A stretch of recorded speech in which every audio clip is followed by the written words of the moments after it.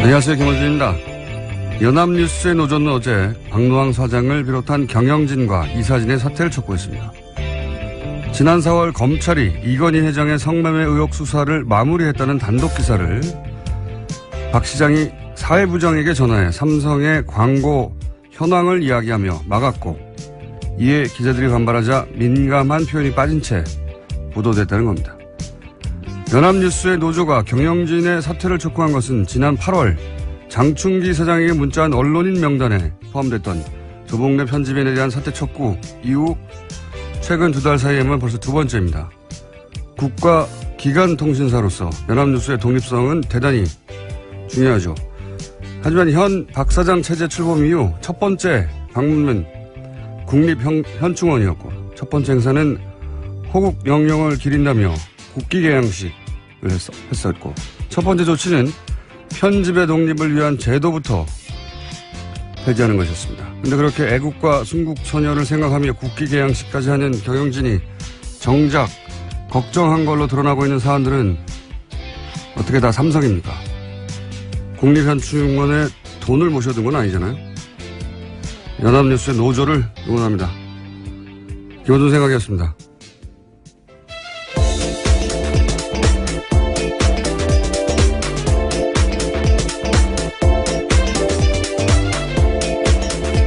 시사인의 김은지입니다. 어제 1주년 재밌었어요? 네, 많은 분들이 찾아오셔가지고요. 더욱 좀 긴장됐었습니다, 사실. 긴장되셨군요. 예. 어제 김은지 기자가 세계 최초로 검색어 1위를 포탈에. 예. 그리고 뭐 이쁘다, 내 취향이다 이런 문자도 오고 그래요. 예. 아, 예. 사설 댓글 부대를 운영하고 계시죠. 네. 민망합니다. 인상적인 분들도 꽤 있었습니다, 어제. 예. 새벽 3시까지 오신 분들은 입장을 했고, 예. 새벽 4시 때부터는 입장이 실패하셨는데, 기억이 나는 분들은 지방에서 오셔가지고 전날 밤에, 예. TBS까지 오셨는데 주무실 데가 없잖아요. 그래서 밤을 새신 분들이 있었어요. 상암동 여기 스튜디오 앞에서요. 그러니까요. 아이고, 고생이 많으셨네요. 저는 다음부터 TBS에서 모텔을 운영해야 한다고. 큰 돈을 벌 수 있다. 그리고 사인회도 했는데, 사인회 중에 가장 기억에 남는 분은 마스크를 쓴 게 아니라 얼굴 전체를 가리고 오신 분 있어요. 왜 그러셨답니까? 눈만 이렇게 나오게. 아니 그러니까 너무 궁금해요, 그분이 왜 그랬는지. 연예인이신가요? 아니, 얼굴을 그렇게 가리고 모르겠어요. 신분을 드러낼 수 그래서, 없는 팬심을. 예. 이분은 평일날 저희가 9시 끝나거든요. 네, 다시 방문해 주십시오. 국정원인지 정체를 확인해야 되겠어요. 저희 게시판이나 문자판에. 마스크 오늘 재방문 예정하면 저희가 9시에 예, 사인을 했던 장소에 가서 기다리는 걸로 하겠습니다. 왜 마스크 정도가 아니고 얼굴 전체를 가리신 건지 매우 궁금합니다. 자, 여기까지 하고 뉴스를 진행해볼까요? 예, 브리핑해볼까요? 네, 계속해서 외교안보 소식 전해드리고 있습니다. 미국이 전략 폭격기 B-1B 랜서를 NLL 넘어서 최북단으로 출격시킨 데에 대해서 북한도 맞대응식으로 나설 경우에 자칫 위기 상황으로 번질 수 있다는 우려가 나오고 있습니다. 하지만 이 같은 긴장 속에서 미국 양측이 수위를 조절하려는 움직임도 있다라는 한국일보 지적이 있는데요. 세라 허커비 샌더스 백악관 대변인은 우리도 한반도의 평화적인 비핵화를 계속 추구하고 있다라고 밝혔습니다. 뿐만 아니라 허버트 맥메스터 국가안보 보좌관도 관련된 내용들을 말했는데요. 우리가 하고 싶은 것은 전쟁을 피하는 것이다 라고 밝혔습니다. 또 리용호 외무상 같은 경우에도요. 기자회견에서 자위권을 언급하긴 했지만 위협 수위를 계속 낮추고 있다는 점에 주목해야 한다라고 한국일보가 지적하고 있습니다. 북한 외무상은 수소폭탄 실용되지 않겠냐 다음 수순 얘기했다가 로켓 정도로 쏠 것처럼 얘기했다. 그 다음에는 전략 폭격기를 떨굴 권리를 가지게 될 것이다. 이미 있는데 점점 발언 수위는 낮춰지고 있어요. 예. 그러나 이 발언 수위가 낮춰졌다가 다시 트럼프 대통령이 나와서 발언 수위를 끌어올립니다. 예. 이걸 지금 몇 달째 반복하고 있고, 예. 트럼프 대통령은 이 긴장을 의도적으로 고조시키는 게 분명해 보여요. 이게 한두 번도 아니고. 예. 그러다가 어느 순간 이 지구를 핵 전쟁 위기로부터 구하는 슈퍼히로, 예. 이게 되고 싶은 것 같고요. 예. 북한은 또 철저하게 이 기회를 활용해서 핵 보유국으로 사실상 인정받고 그리고 미국과 평화협력, 평화협정으로 체제 보장을 받으려고 하는 거죠. 북한 입장에서는 굉장히 성공적인 게 북한이 미국의 메인 사이드 이슈는 됐어도 메인 이슈는 된 적이 없어요. 지금은 메인 이슈입니다. 사실상. 네, 오바마 정부에서는 전략적 인내라고 해서 계속해서 북한 이슈를 뒤에 뒀었는데요. 네, 트럼프 정부는 의도적으로 무시했다면 트럼프 대통령은 맨 앞에 올려놓고 연일 핵전쟁에 대한 이야기 하고 있고요. 이 가운데 우리 정부는 정말 테이블 위에 카드가 너무 없어요.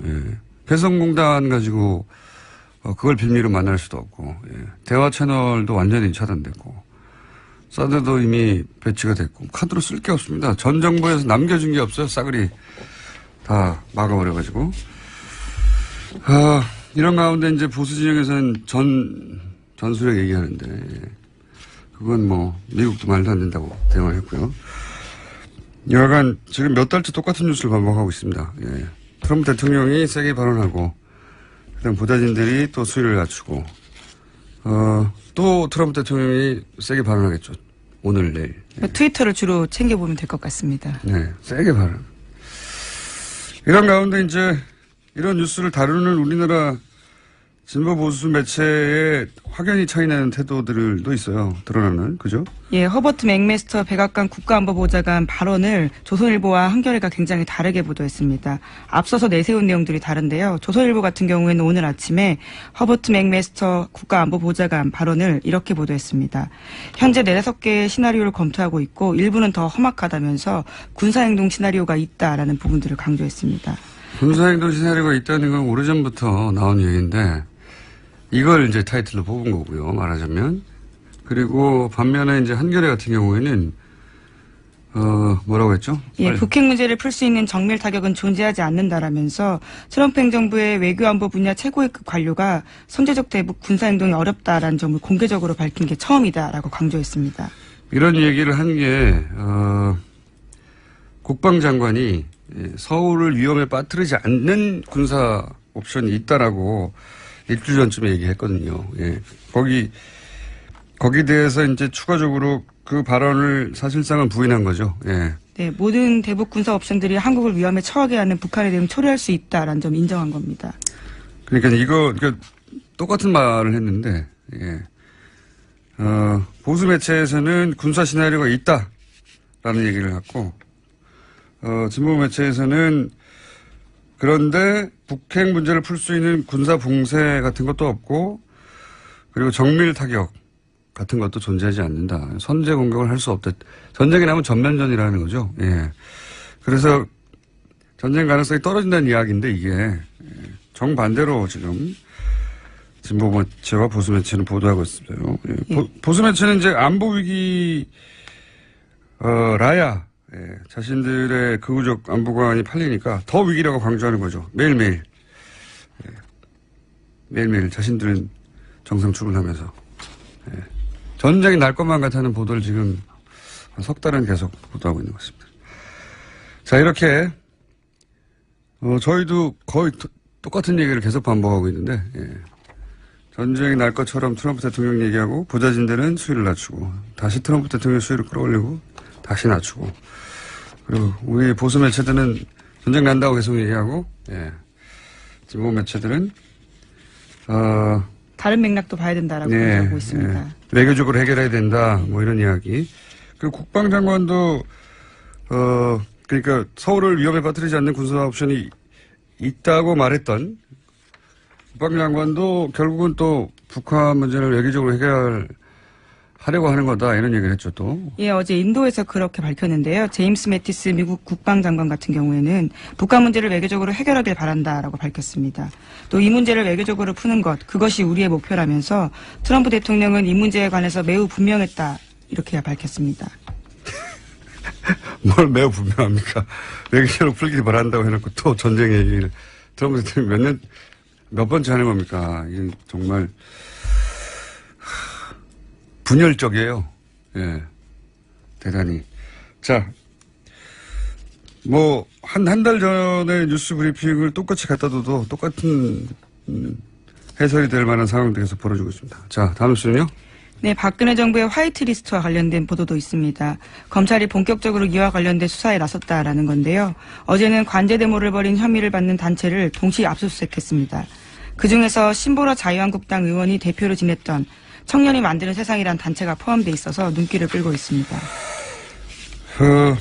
여러 번 얘기했지만 저희도 이번에는 이제 블랙리스트가 아니라 지원하는 단체죠. 돈을 주고 지원한 단체들. 거기 포함된 단체들이 이 단체들이 결국은 박근혜 정부 시절 내내 소위 박근혜 정부 관제 데모라고 불릴 만한 아스팔트에 나와서 이제 데모를 했던 그리고 결국은 이 단체들이 이제 태극기 집회를 만드는 단체들인데 거기에 이제 돈을 줬다는 거죠. 지원을 했다는 거고 그 단체의 대표였던 신보라 의원 관계가 밝혀진 것이고 청년, 자유, 미래, 북한 이런 거 붙은 단체들은 대부분 그렇게 생각하시면 됩니다. 네, 이번에 압수수색 대상에도 시대정신, 북한민주화 네트워크, 청년이 만드는 세상 이런 단체들이 들어가 있습니다. 자유도 잘 붙어요. 예, 앞에다. 여하간 이런 블랙리스트도 밝혀지고 있습니다. 자, 다음 뉴스는요. 네, 또 어제 미디어워치와 관련된 내용들도 말씀드린 적이 있는데요. 관련된 문건들이 또 나왔습니다. 국정원 적폐청산 TF가 확보한 2009년 국정원 문건 내용입니다. 이명박 정부의 국정원에서 심리전단에 이런 내용이 있었는데요. 미디어워치의 구독자 수 확대가 심리전단의 주요한 사업 성과라는 겁니다. 그래서 국정원이 미디어워치의 발간 및 구독을 지원하고 우파 매체 지위 향상에 성과를 냈다라고 썼습니다. 이게 이제 사업의 성과라고 한다면 미디어워치 자체가 본인들의 사업으로 인식한 거죠. 예. 기본적으로 국정원은 변희재 씨의 미디어워치를 자신들의 사업으로 인식하였다. 그렇지 않고서야 어떻게 자신들의 사업 성과에 포함시킵니까, 이거를. 네, 계속해서 구독자 수가 확대되도록 지원하겠다라는 내부 문건 내용도 있습니다. 변희재 씨는 전면적으로 부인하는 것으로 국정과의 관계를 얘기하고 있는 걸로 아는데. 네, 이슈에 따라서 구독자 수가 10,000명까지 높아졌지 자연적으로 증가한 거다라고 주장하고 있습니다. 예, 아마도 이제 본인은 몰랐다고 가겠죠. 예. 여하간 분명한 것은 국정원, 이게 이제 딴 데서 나온 게 아니고 국정원 내부 문건으로 나온 겁니다. 국정원 내부에서 지원했다고 나오는 건데 자꾸 아니라고 하고 있는 거죠. 예. 자, 관련해서는 할 말이 많지만 오늘 여기까지 하겠습니다. 네, 요 이야기는. 제목 정도 정리하고 넘어가죠, 오늘은. 오늘은 네. 왜냐면 옆에 지금 최다 출연자가 앉아가지고 자기 차례가 언제 돌아오나 기다리고 있거든요. 예. 네, 어제 박근혜 전 대통령의 재판이 시작되자마자 검찰이 박 전 대통령에 대한 추가 구속영장 발부를 재판부에 요청했습니다. 관련된 결과는요, 다음 달 10일에 나오게 됩니다. 당연히 연장해야죠. 예. SK, 롯데 등등. 여기는 삼성 때문에 수사도 시작도 못하고 특검이 끝났잖아요. 예. 그리고 이명박 전 대통령 테니스 얘기도 나오고 있더라고요. 네, 기무사에서 테니스를 쳤는데요. 관련된 요건이 없습니다. 자신들은 전직 대통령 예우에 따라서 한 거라고 하지만요. 관련된 법에는 군부대 시설 이용할 권리가 명시되어 있지 않습니다. 민간인인데 당연히 군부대 시설을 이용할 수가 없죠. 전직 대통령 예우라고 하는데 예우에 대한 법률에도 이런 게 없어요. 그러니까 그냥 자기들이 예우를 만들어낸 거예요. 왜? 테니스 치고 싶으니까. 네, 이명박 전 대통령 같은 경우에는 전력들이 있는데요. 2006년 서울시장 재임할 때도 공짜로 테니스장 이용했었고요. 또 2013년에도 소위 황제 테니스 논란 일었었습니다. 거기까지는 그렇다고 쳐요. 예. 군부대에 들어가서 이제 민간인들과 섞일 수 없다는 거죠. 예. 왜? 테니스 치고 싶으니까 몰래 아무도 안 보는 데서. 그러니까 대통령에 대한 예우라는 걸 스스로 만들어낸 겁니다. 이런 예우가 있는 게 아니고 법률에 있는 것도 아니고 다른 전직 대통령들이 한 것도 아니고. 자, 쿠르드는 93%가 찬성한 걸로 결론이 나왔네요. 예, 독립의 투표에 93% 찬성했다고 하는데요. 가집계 결과이고 공식 집계 결과는 오늘 오전 중으로 나올 겁니다. 알겠습니다. 오늘은 좀 짧게 여기까지. 어제 검색어 1위를 했던 세계 최초죠? 김은지 기자였습니다. 예, 감사합니다. 자, 바로 이어서 최다 출연자 옆에 조용히 앉아 계십니다. 예, 양원이 나오셨습니다. 아니, 그건 하지 말죠. 자기가 만든 것도 아니고, 다른 데서 쓰던 거를 갑자기 끌어다가. 듣고 보니까 좋더라고요. 예. 양언니. 예. 예, 안녕하세요. 양재루입니다. 몸과 마음이 순수한 양재루 변호사입니다. 예. 아니, 마음은 순수할 수 있다고 주장할 수 있는데, 몸은 순수하다는 게 어떤 뜻입니까? 알코올로 자주 세척을 하고 있습니다. 깨끗합니다. 아주. 포럼, 네. 근데 뭐 얘기는 하지 말자. 갑자기 이명박 전 대통령 궁금해진 게 옆에 쓰다가 테니스는 혼자 치는 게 아니잖아요. 다른 사람들도 같이 데리고 들어간 거죠. 그럼 그거는 전직 대통령이라고 끌어다 쓸 수 있는 게 전혀 아닌데. 아니, 전직 대통령도 거기 들어갈 수가 없고요. 물론 그렇긴 하죠. 네. 예, 물론 그렇긴 한데. 대통령 관련해서는 처우에 관한 것들이에요, 다. 네, 대부분 차를 어떻게 하고. 신변보호라든가 뭐, 예. 사무실 운영이라든가 경호를 비서관 어떻게 하고, 뭐 이런 거 제공한다는 이야기밖에 없죠. 테니스를 더구나 기무사에 들어가서 마음대로 칠 수 있다 이런 거 없어요. 예. 아, 신기하네. 예. 제가 원래 할 얘기는 그 얘기는 아니었죠. 오늘 뭐 때문에 나오셨죠? 부르셨잖아요. 오늘 원래 쉬게 해준다고 해놓고 김광석 씨 사망 예, 사건 맞아. 때문에. 예. 그게 이제 어떻게 되는 겁니까? 김광석 씨. 전 부인 서예순 씨가 인터뷰를 하는 바람에 오히려 더 뭐 의혹을 많이 불러일으키고 있는데 결국에는 저기 이제 어제 인터뷰를 했던 방송국에서 딸 서연 양 이제 응급 진료 기록까지 다 공개를 했더라고요. 발표를 했는데 폐렴으로 사망한 거는 진료 기록상에 맞다. 근데 2016년 12월 23일 날 이미 새벽 6시에 심장이나 맥박이 없고 의식도 없는 상태로 사망한 상태로였다라는 거 사실 나왔었고 그리고 사흘 전쯤에 감기약 처방을 받은 것도 맞다. 그러면 이제 결국에는 이제 서해숙 씨에 대해서는 그 김광석 씨의 형님이 소송사기하고 유기치사 두 가지로 고발을 하는 상태거든요. 그 두 가지를 밝히기 위해서 처음부터 그러면 유기치사라는 게 생명을 돌볼 그런 법적인 의무가 있는 친권자가 그 일을 제대로 안 한 채 방치를 했기 때문에 아이가 죽었다 이런 걸 밝혀내야 되는 3일 만에 거거든요. 급성 폐렴으로 사실상 사망한 채 왔다고 하는데 제가 그렇죠. 듣기로는 굉장히 이례적인 거예요. 전문 의료인들은 그런 사망할 정도라면 진작에 병원에 왔어야 되는데 뭐 이렇게 2007년도 같은 경우가 아주 대한민국의 의료기술이 떨어졌던 상황도 아니었기 때문에 아마 이 사건을 접수한 경찰에서는 아이 상태에 관해서 의료 기록 같은 것들 혹은 이제 응급 출동하게 되면 당장 기록을 남기잖아요. 그런 것부터 1차적으로 검토를 하고 뭐 언론에서는 이웃 사람들의 증언에서 아이가 많이 아팠었는데 치료가 제대로 이루어진 것 같지 않다라는 증언도 나오고 있는데 법적인 요력까지 인정받기는 어려웠고요. 그런 부분들이 간접적인 추정이고. 그거는 이제 사실은 부모가 아이가 사망에 이를 의사를 가지고 일부러 방치했다가 입증돼야 되잖아요. 그러니까 굉장히 어렵죠. 근데 한 가지 이제 조금 마음에 걸리는 부분은 아이가 가부키 증후군을 앓고 있었다고 알려졌거든요. 장애가 있었는데 이 가부키 증후군이라는 게 DNA 이상으로 뭐 신체나 얼굴 같은 부분이 특히 가부키 화장을 한 것처럼 좀 안 좋아 보인다. 그래서 나온 건데 이게 정신 발달이나 이런 부분도 영향을 주지만 가장 대표적인 게 면역력이 굉장히 안 좋다라는 거예요. 그런 면에서 급성 폐렴일 수도 있다라는 거고 제가 어제 급하게 구글링을 좀 해보니까 실제 드물긴 하지만 폐렴 때문에 죽음에 이르는 사례 같은 것들도 있다고 외국 사례 같은 건 소개가 되더라고요. 그러면 뭐 서혜순 씨 같은 경우 인터뷰를 하는 과정에서도 이 가부키 증후군 때문에 아이 치료에 굉장히 어려웠다. 애를 많이 썼다. 돈을 많이 썼다고 표현을 하는 바람에 굉장히 또 비난도 많이 받았는데 그랬다는 건 잘 알고 있었다는 거잖아요. 경황이 없었다고 주로 주로 경황이 없었다고 얘기를 하고 있지만 사흘이라는 시간 간격이 있었고 감기약을 처방받은 게 사흘 전이었으니까 그 전에 우리 병원 가면 그런 얘기 하죠. 혹시 뭐 앓고 있는 병이라든가 복용하시고 약 같은 거 있으십니까? 이런 걸 기본적으로 물어보잖아요. 그런 기록들이 병원에도 남아있고 아이가 가부키 증후군이라는 것까지 고려를 해서 치료가 된 건지 이런 것들도 아마 들여다볼 필요가 있을 겁니다. 네, 지금 말씀하신 거는 이제 법률가가 아니라 의료인이 나와서 해야 되는 얘기인데 예. 아니 이런 정도는 법률가로서 할 수 있는 얘기예요. 법률가로서 할 수 있는 얘기를 해주세요. 그러니까 이런 걸 검토를 해야 된다는 본인이 의료에 대해서 뭘 한다고 지금 이렇게 길게 저희 집안이 3대가 한의사 집안이에요. 왜 이러세요? 어려서부터 보험 들은 게 있는데 자 순수하게 그런 법적인 부분 그러니까 법적인 부분만 얘기해 주세요. 소송사기 부분이 듣다 보니까 화가 날라고. 왜? 화를 내실 것까지는 없으시죠. 아니, 이 인터뷰 자체도 많은 분들을 화나게 한 인터뷰이긴 그렇죠. 했습니다. 예, 제 주에서의 인터뷰. 소송사기 부분이 조금 이제 여러 군데 보도가 됐었는데 조금 혼선이 있는 것 같아서 정리를 좀 드려야 될 것 같은 게 왜 이게 문제가 됐냐면 김광석 씨가 생전에 자신의 음반에 관한 권리를 이제 자기 아버님한테 넘겼어요. 네. 여러 가지 이유로 인해서.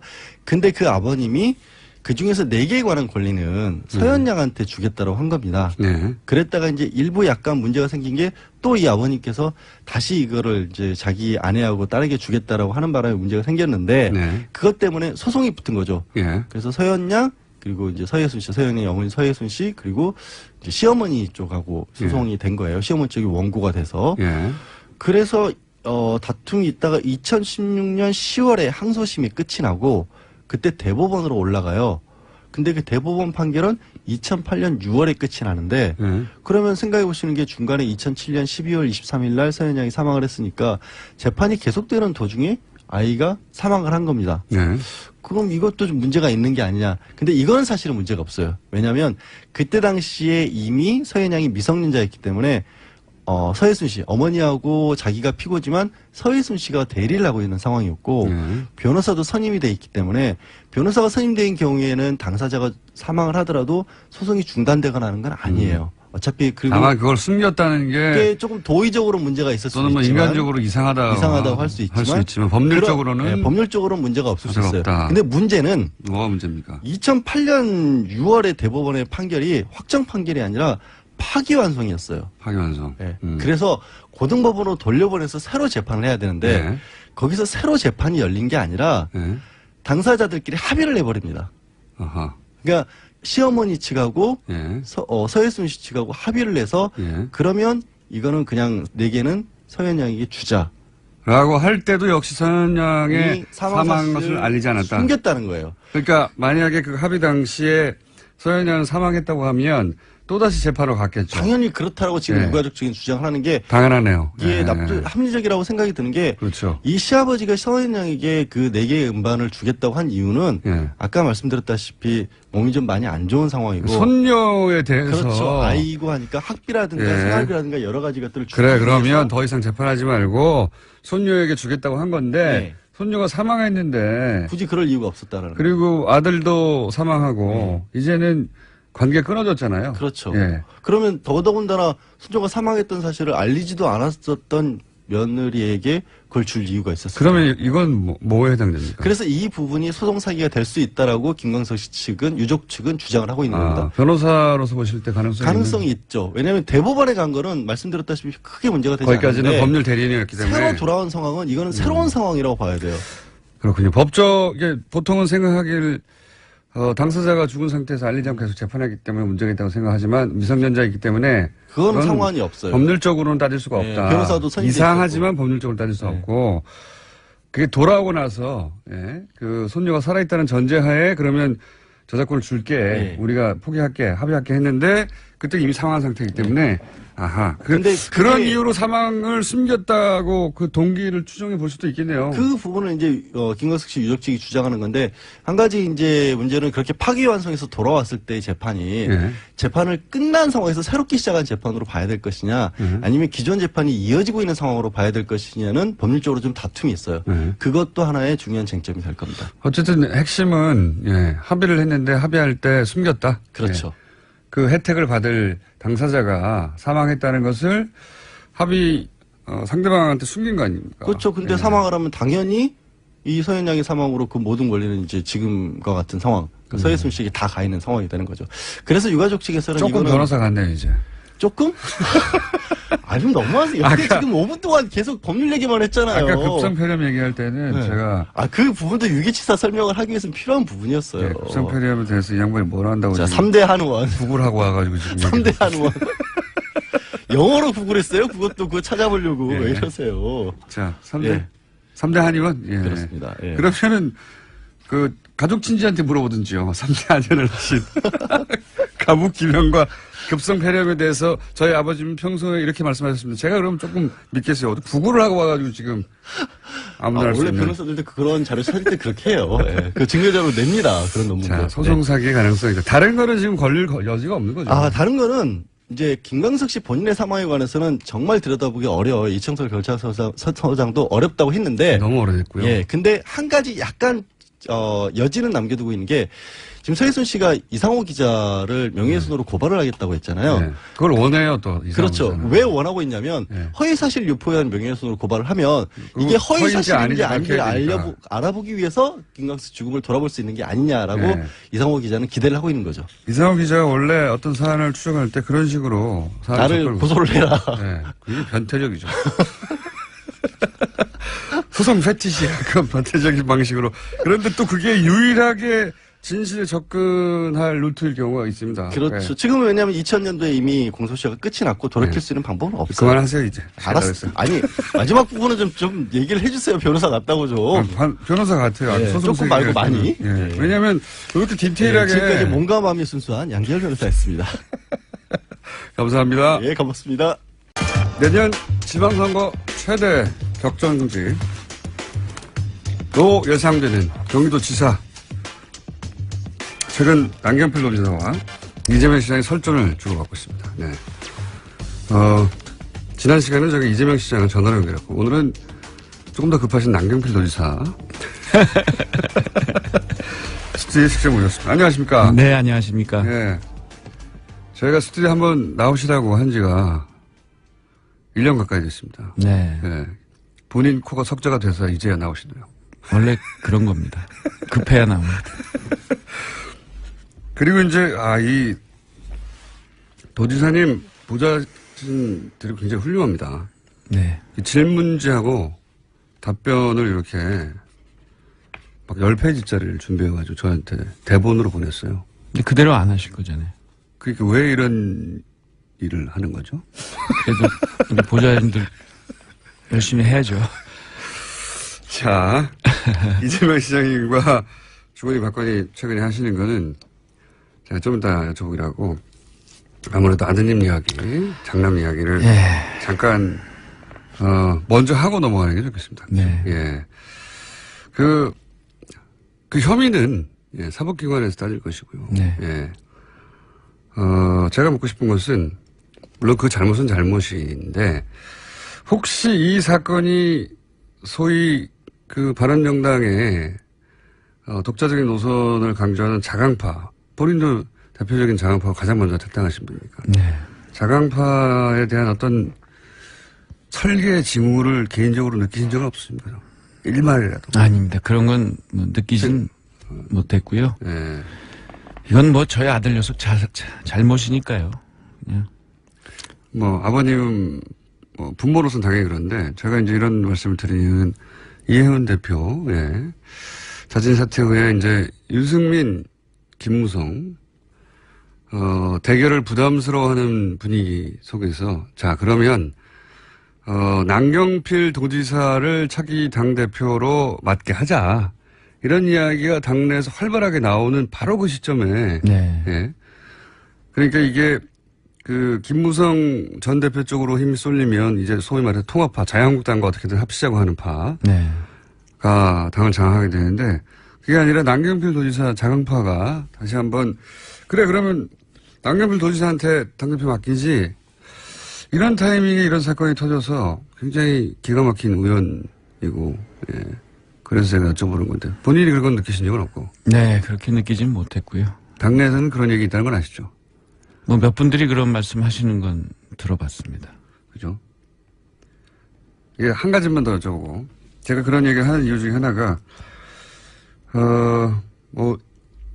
언론으로는 처음 한 거라고 보도되긴 했는데, 본인도 이제 당황스러우니까 일단 무조건 처음 한 거라고 했을 수도 있고요. 실제 처음 한 거일 수도 있고요. 근데,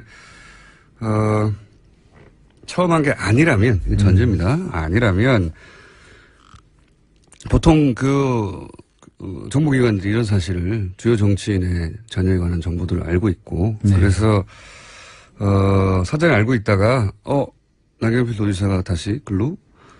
그래서 이제 미끼를 던져놓고, 그걸 던지기라고 하잖아요. 예. 실제, 이런 약물 관련 수사에 흔히 쓰이는 수법, 이렇게 미끼를 던져놓고, 기다리는 그런 징후, 계속 못 느꼈다고 하실 거죠? 예. 네, 그런 건 뭐. 그러니까 본인 부모님으로 당사자라서, 그런 냄새가 난다고 하면, 아드님 문제를 물타기 하는 거라고 예, 공격을 받으실 수 있기 때문에 조심스러운 것 같은데 조금만 찜찜하시죠. 그냥 그러니까 이 일로 제일 중요한 건 저희 아이가 다시는 이런 일을 안 저지르는 거기 때문에 예. 아니 그런 것 때문에 당했다 이런 식의 마음을 가지면 안 됩니다. 그래서 그냥 잘못했고 어떻게 하면 극복할까 거기에만 저희 가족들은 전념하겠습니다. 그러면 저는 계속 이런 찜찜함을 갖고 있겠습니다. 네. 이야기는 본인이 하시기 어려울 줄 알면서도 제가 굳이 꼭 물어봤습니다. 근데 이제 어쨌든 결과적으로 네. 이혜원 대표하고 도지사님 연속으로 이렇게 소위 통합파가 위축되는 사건들이 벌어지다 보니 네. 자강파가 소위 통합파가 조금 더 자신 있게 통합에 대해서 얘기하는 건 사실 아닙니까 당내에서? 그러게요. 뭐 그렇다고 뭐 저희 아이 사건을 거기다가 연결시키는 거는 그건 제가 하기로 하고요. 네. 네. 도지사님 보기에 그러면 통합의 가능성은 얼마나? 지금 아직까지는 모르겠어요. 그거는 제가 지난번에 의총 때 가서 보니까 네. 비공개 의총 때 네. 지금 당장 뭐 지금 자유한국당 상태로 통합하자는 분은 한 분도 안 계세요. 이 전제 조건들이 있기 때문에 출당 뭐 이런 게 있기 때문에 전제 조건의 허들이 점점 낮아지고 있지 않습니까? 낮아지고 있는 분들도 있고 네. 여전히 똑같은 분들도 있고 아직은 가능성이 있긴 있다고 보세요? 가능성은 있죠. 정치는 뭐 늘 가능성이 열려 있기 때문에 그런 가능성 말고 실제 이루어질 만한 가능성. 필요성을 점점 느끼겠죠. 자유한국당과 통합파 사이에. 그렇죠. 네. 또 한편으로는 국민의당하고 연대하자는 쪽도 움직일 거고요. 국민의당과 연대하는 쪽과 연대하는 파와 자유한국당과 통합하자는 파는 겹치지 않죠. 거의. 거의 겹치지 않죠. 그죠. 네. 자강파는 오히려 국민의당과 연대해서 어떤 중도 통합을 얘기하는 것이고, 그죠? 네. 예. 그리고 통합파는 보수 대통합 다시 그렇죠. 얘기하는 것이고, 예. 어느 쪽에 더 가능성이 높습니까? 둘 중에 하나만 고르라고 하면? 잘 모르겠어요, 지금. 다음에 왜 나오셨어요, 여기에? 불러주시면 그때 얘기할게요. 가장 애매한 때입니다, 지금. 지금요? 네. 둘 다 가능성이 있습니다. 있다. 예. 예. 경기도는 이미 국민의당하고 바른정당이 경기도 의회에서 합해서 국민바른연합이라는 교섭단체를 만들었거든요. 국민바른연합이요? 예. 예. 이미 시작을 했습니다. 이름은 바꾸시는 게 좋을 것 같아요. 그래도 바른국민연합보단 낫다고 생각했습니다. 국바연합이라든지. 너무 깁니다. 국밥연합이요? 어쨌든 양자가 팽팽한 상태입니까, 아직은? 힘의 균형이 어느 한쪽으로. 네, 그런 것 같습니다, 지금 상태로. 그럼 당대표는 누가 됩니까, 차기? 그것도 모르겠어요, 지금요. 아시는 게 뭔가요? 없어요. 저는 요새 저희 아들 녀석 문제하고 청년 문제. 청년. 네, 제일 관심이 큽니다. 자, 그럼 청년 얘기 하다가 오늘 그때 나오셨기 때문에 다시 또 돌아가서 괴롭히는 걸로. 네. 이재명 시장이 이렇게 얘기했습니다. 네. 본인은 청년 통장에 대해서 문제 삼은 게 아니고 청년 연금 1억 사업이 있다. 논리를 간단하게 추적해서 말씀드리면 경기도에 대략 300만 정도의 청년이 있는데 이 사업의 수혜자는 대략 2~3천 명 정도 될 것이다. 그러면 혜택이 0.1% 못 받는데 이거 로또 아니냐, 사행적이다. 듣기로는 일리 있습니다. 여기 대해서 뭐라고 반론하시겠습니까? 그러니까 이 사행성이라고 하는 것은 이제 사과를 하셔야 돼요. 그거는 청년들에 대한 모욕입니다. 근데 그래서 그 부분도 그렇게 말씀하실 거를 미리 예측하고 이재명 시장이 인터뷰하기를 본인은 청년들을 지정한 게 아니라 그런 정책을 만든 도지사님을 공격하는 거라고 하거든요. 예. 아니 그러니까 그런 거에 그 얘기는 뭐 거꾸로 얘기하면 뭐냐면 사행성에 걸려든다는 거 아니에요, 그 청년들이. 근데 그 청년들은요 정말 가진 것 없이 집에 재산도 별로 없을 거예요. 그리고 지금 현재 월급도 별로 못 받으면서 중소기업에서 일하는 청년들이고요. 그런 청년들에게 저는 특혜 주는 거 맞다고 봅니다. 특혜 줘야죠. 그리고 10년 정도 열심히 일해서 자기가 30만 원씩 매달 붓는데 그걸 1억을 자산을 모으는 거를 그게 마치 로또라고 얘기하면 우리 기성세대가 청년들에게 그 정도 해줘야 되는 거 아니에요? 저는 그래서 이거를 뭐 사행성 로또 특혜라고 얘기하는 그것에 대해서는 분노가입니다. 분노가. 예. 그리고 이런 표현 좋습니다. 예, 분노가 왜냐면 있고요. 계속 싸움이 일어날 거기 때문에. 근데 오늘 이재명 시장은 왜 안 나온 거예요? 어제 나온다고 그러지 않았어요? 어제 저희가 네. 너무 급하게 예. 1주년 때 두 분을 이렇게 빅매치를 시켜보려고 했는데 네. 역시 더 급한. 새벽에 뭐가 그렇게 급한 게 있어? 아니, 제 말은 도지사님은 네. 지금 마음이 급하다 보니까 나온다고 하셨는데. 예. 근데 이렇게 서로 주장이 엇갈릴 때는 이재명 시장이 나는 좀 천천히 해도 돼. 그거야 뭐. 근데 대질신문이 최고잖아요. 자꾸만 주장이 엇갈릴 때. 조만간에 저희가 대전신문 자리 마련하겠습니다. 네, 그러게요. 하긴 한다고 했거든요. 그러면 뭐 그때 자세히 얘기하면 되겠는데요. 예. 논리가 다 폭로될까봐. 그러니까 이거는 제가 볼 때는 딱 붙어서 얘기하면 네. 누구 말이 옳고 누구 말이 그른지 뭐 옳고 그른 건 아니고. 도지사님 말도 일리가 있습니다. 특별히 상황이 어렵고 소위 계층 상승의 가능성이 매우 낮은 1,000명, 2,000명 혹은 2,000명, 3,000명에게 아니에요. 그것도 틀린 게 10,000명입니다. 그것도 10,000명. 10,000명이고요. 10,000명한테 1억씩 주려면 그게 얼마나 됩니까? 저희가 정책이 세 가지인데요. 예. 1억 청년연금은 10,000명. 네. 그다음에 매달 30만 원씩 지원해드리는 마이스터 통장. 이거는 제조업만 해당이 되는데 이건 2만 명. 예. 그리고 복지 포인트는 10만 명이라서 13만 명이 대상이고요. 이게 전체 대상자가 쭉 따져보니까 저희가 84만 명 정도 되거든요. 예. 그래서 84만 명 중에 이 선발위원이 약 15% 정도 됩니다. 총액이 얼마나 들어가는 겁니까? 이게 10년 동안 6천억. 6천억이요? 매년 한 600억 정도 드는데 경기도 지금 올해 되면 3조 2천억 빚 있던 거 제가 도지사 된 이후에 다 갚거든요. 네. 빚도 없어요. 600억 정도 충분히 할 수 있는 예산입니다. 1년에 600억 정도. 예. 이거 제가 볼 때는 한번 해보고. 전체 복지 예산의 몇 퍼센트 예상됩니까? 이게? 복지 예산은 지금 저희 예산의 30%니까 이게 뭐 몇 조 들어가는 거기 때문에 그거하고 비교할 수는 없고요.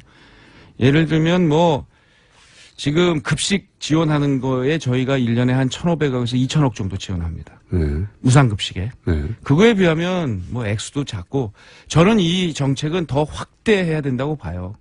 지금 요번에 저희가 일하는 청년 통장은 이재명 시장께서도 찬성을 하더라고요. 그렇죠. 예. 그게 3년 동안 1,000만 원 만드는 정책이에요. 예. 저희가 이거 4,000명 전체 10,000명 모집인데 요번 차수는 4,000명인데 3만 명이 왔어요. 중간중간에 이재명 시장님을 더 공격해 주세요. 네. 그건 여기 와서 같이 딱 1대1로 대질신문 할 때 제가 아주 그냥 정확하게 토론을 했으면 좋겠고요. 그래서 이게 저희가 3년짜리를 1,000만 원으로 했던 거를 본인이 30만 원으로 내고 기간을 3년에서 10년을 늘려서 이게 10배가 된 겁니다. 진작에 하지 이거 추경을 급히 한 거 보면은 다음 선거용이다 이렇게 하는 비판도 있습니다. 그러니까 이게 3년 동안 준비한 정책이에요. 정말 이게 제가 지사 된 다음부터 3년 준비해서 지금 하시는 겁니까? 그렇습니다. 네. 한 3년 정도 걸려요. 제대로 정책 만들려면. 그래요? 예. 약간 궁색한데요. 추경이 안 됐잖아요. 그래서 내년 본 예산부터 저희가 이거 혹시 이런 거 아닙니까? 내가 서로 도지사가 안 되더라도 남은 예산을 내가 다 탕진해버릴 테야 이런 거 아니에요 혹시? 탕진할 필요도 없고요. 저희 경기도 지금 빚 많이 갚고 예산 좋아서 괜찮습니다. 좀 더 하고 싶어요. 더 하고 싶다. 네. 저는 문재인 정부가 이런 거 좀 같이 해서 네. 자, 정부도 할 테니 우리 5년에 1억짜리 만들고 숫자 좀 늘려보자. 이렇게 좀 해줬으면 좋겠어요. 이런 생각은 없어요. 이제 이재명 시장의 뭐 자세한 반박은 또 본인이 하실 테니까. 근데 그럼요. 취지는 이해하는데 대상자가 뭐 2,000명, 3,000명이든 혹은 10,000명이든 300만에 비해서는 적으니까 액수를 좀 줄여서 좀 더 넓은 대상자에게 혜택이 돌아가도록 하는 개 복지라는 정신에 맞는데 1억이라는 숫자로 이렇게 임팩트를 주기 위해서 굳이 1억을 정한 거 아니냐. 그러니까 그건 맞죠. 아니, 그 눈으로만 보면 그렇게 보일 거예요.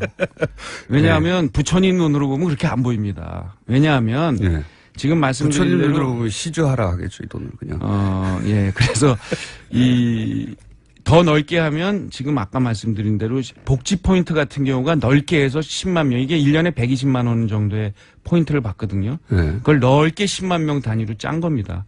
모수가 85만인데 약 13만 명이면 15%가 대상자면 이게 상당히 많은 대상자가 돼 있는 거고요. 0.1%라고 말하는 건 과장이다. 아, 그거는 네. 뭐 늘 정치적으로 이렇게 딱 0.1%, 이 팩트가 잘못돼 있어요.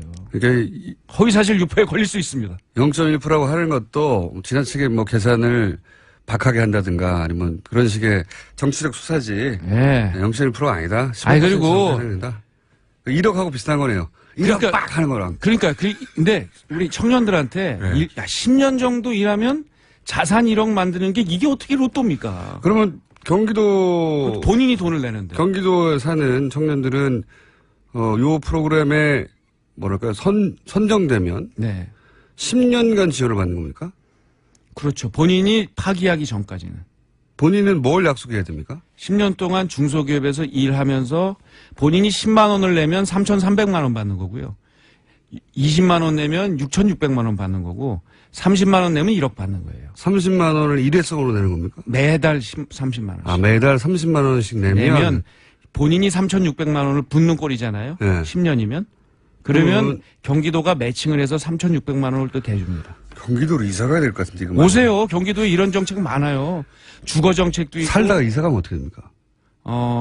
신규로 들어가는 거죠. 바깥으로 나가면 네. 그때는 이제 서비스가 종료되죠. 좀 갚아야 되나요? 아니 그때 것까지 저희가 다 드립니다.